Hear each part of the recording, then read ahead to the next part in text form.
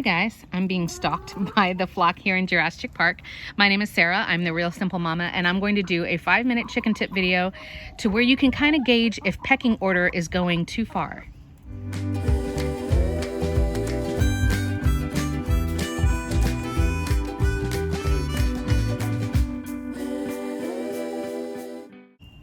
Good afternoon, everybody. I hope that you're doing well. It is crazy humid out here, and I'm just hanging out with the girls, sitting under my little shade tarp. And I wanted to talk about something that we're not necessarily experiencing right now, but it's going to be an ongoing thing to keep an eye out for with your backyard flock, and it has to do with pecking order. Now, if you're not aware of pecking order, you could check out my other videos up here above. But pecking order is a real thing, and it's where your backyard flock, whether or not you have a rooster, whether or not your chickens are different ages or different breeds or different sizes, they're going to figure out their social hierarchy. That's totally normal. There's nothing you can do about it. But how do you kind of figure out if this is just normal pecking order stuff or if we're getting more into bullying?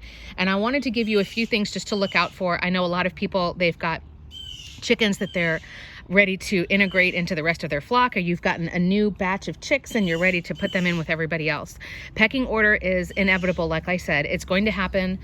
You know, there's no way for you to be out there 24/7 and you to tell your chickens that they can't kind of peck at each other and figure out that social order. So that's totally normal.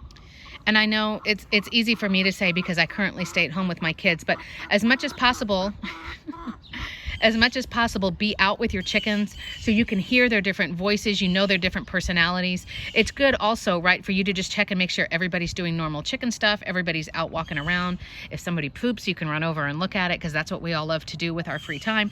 But when it comes to pecking order, you'll be able to start figuring out if you hang out with your flock, okay, these are probably the top 1 or 2 alpha birds, and these are probably the ones on the bottom, right? Even if you don't have an exact numeric order of everything, you pretty much figure out where everybody is fitting.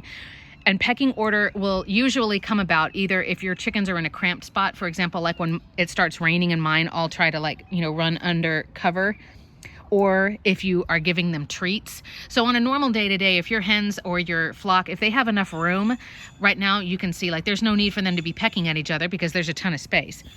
But if you give treats, for example, if everybody's just coming down from the roosts in the morning, something like that, pecking order is always going to be established, and it's a fluid thing as well. Somebody, if they're going through a molt, they may be bumped down a few spots. Somebody who grows up and, hey, I'm a bigger breed than you are, they may slide up a couple of spots in the order.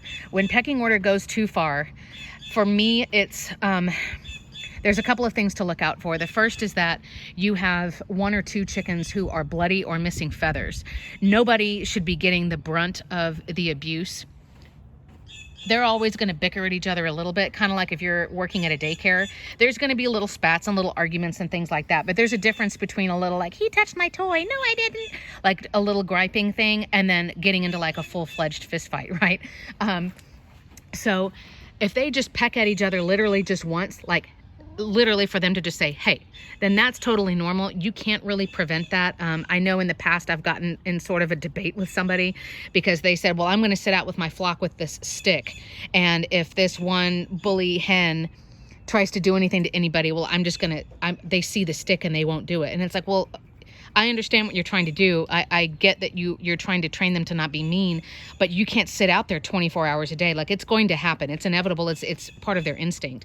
But if it's turning into somebody getting so much attention and being beaten up so much that they are bloody or that they're missing feathers, now they have a target on their back, literally, because now the rest of the flock is going to want to get them, get away from me. You smell like blood, or you obviously have an open wound. You're going to be attracting predators. So then it's almost like the abuse is going to get exponential. And I'm showing you Flopsy. She's the bottom of the pecking order, and she is sometimes victimized by one of my hens. So if you can see anything on a chicken that is, like I said, they're missing a chunk of feathers, so they have exposed flesh, they're bloody, that is definitely a sign where you need to figure out who the bully is and you need to quarantine them. By the way, I do have videos. I have had to quarantine a bully hen before. I may have to be doing it again soon. I think the problem's resolved itself, but we're going to see. That's why I'm kind of keeping an eye on my little girl. The other thing is, if you hear I don't mean to sound over dramatic, but if you hear the chickens on the bottom of your pecking order, if you hear them screaming, and it's not just like a quick, like one quick short sound, but it's like a prolonged, like it's like they're crying out in pain or alarm or fear, that can be a problem. And so what you want to be listening for is where, again, it's not just a quick like, hey, like stop or move or get out of my face. That's normal. That's inevitable. You need to just let that happen, even if it kind of hurts your heart, because they need to establish pecking order. You're not going to be able to force that out of their system. But if it's more than just one quick peck and it's like, I'm going to go after them and chase them around the yard, and it lasts, honestly, if it lasts more than 2 or 3 seconds, then you need to kind of keep a mental note of, okay, this is the one who was being bullied. This is the one who was doing it, and keep an eye on both of them. For example, for me, this is Flopsy that you're looking at. She's the bottom of the pecking order, and she also, I will admit, she will not fight back. She has never defended herself. She cries and screams and she runs away. And so then I have the instigator, who, she's out over there. You can see her head. That's Miss Muffet. She's a sapphire gem. She's one of my younger hens, and she is a bully. Now, interestingly enough, Miss Muffet is not the top of the pecking order. She's not even close. She's probably 4th or 5th in line, but I think she's trying to distinguish herself from the bottom of the flock, which is my 3 brown hens.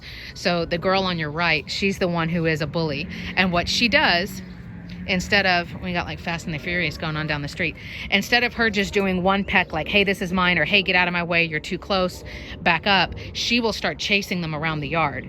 Now, it doesn't happen consistently, and I've been out here a lot trying to break it as much as possible. She's also not the top of the pecking order, so she gets kind of put in her place by the top couple of girls that I have. So Miss Muffet, the one you're looking at, she's probably, I don't know, 4th or 5th in the pecking order out of 8. But the things I want you to kind of keep in mind is if an instance, right, if it's kind of like you're writing up a police report, if the incident lasted longer than 2 seconds, I would say, then you need to start keeping an eye on if you need to be intervening. If you hear a chicken not doing a quick, like, you know, one of their quick little, like a sound like that is normal, right? Because they're going to gripe at each other. They're going to have little spats and little sibling fights and whatever.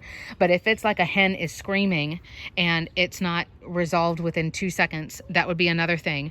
And then the third thing, which is like you need to definitely do something now, is if one of your chickens is bloody or they're missing chunks of feathers.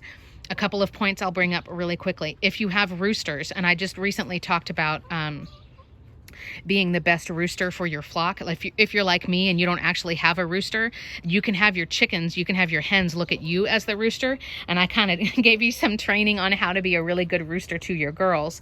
But if you've got a rooster who's mating the hens too often, they will often have like a bald spot right there on the base of their tail. See where that V is on Tally's back? They'll have a big bald spot right there, and that's from the roosters pulling their feathers while they're mounting them and while they're mating them.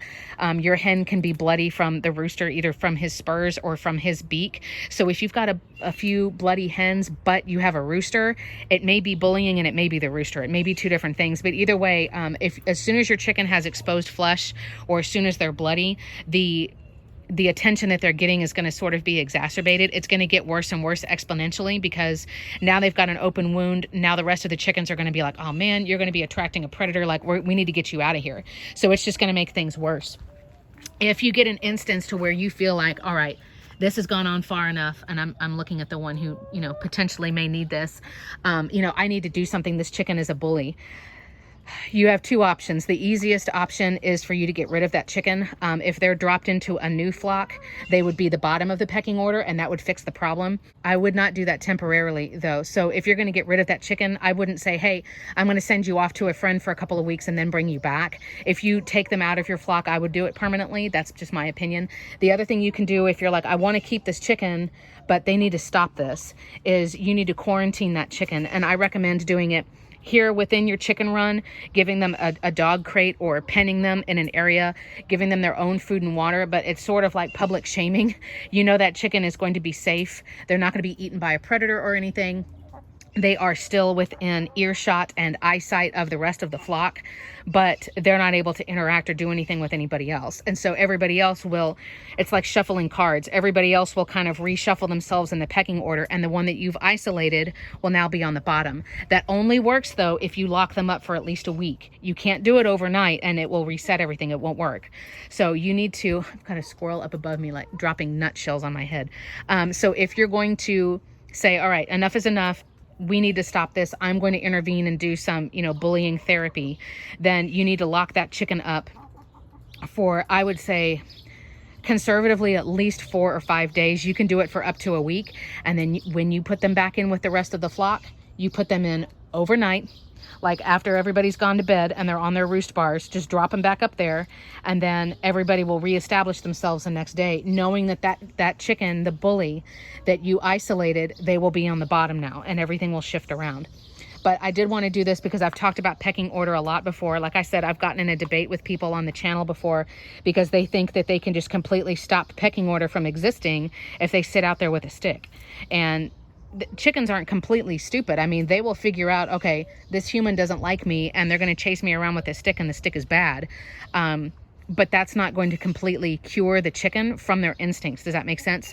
The instinct for them to want to move up in the pecking order or for them to establish that, it's way stronger than you being able to train it out of them. And I don't mean that insultingly. I don't want you to be frustrated or waste your time. So like I said, you're looking for, you're listening for screaming, as horrible as that sounds. You're looking for either bald spots or bloody spots on your chicken. And then if you've determined that you need to do something, you need to quarantine that chicken or get rid of them. If you've ever got questions, my email address is here. I've helped people before with chickens who are bullying. I mean, I've had chickens for over 4 years and I've had to quarantine a bullying hen twice. I think it was my Calypso, and then ironically she went through a terrible molt about 6 months ago and she's not alpha anymore anyway, so haha, nature kind of worked itself out. But I don't want you to have a chicken who's on the bottom of the pecking order. They live in fear, they're always scared, they're always stressed out, they're in pain, because that's not fair. And you, as the chicken tender, you need to be an advocate for your entire flock, right? Not just the ones who are on the top of the pecking order. So you can see my other pecking order videos. You can look in the chicken behavior playlist where I have all the videos about how to quarantine and all that good stuff. And I'm always here if you need help. But I hope this has taught you something and that it was interesting, and I'll be back soon.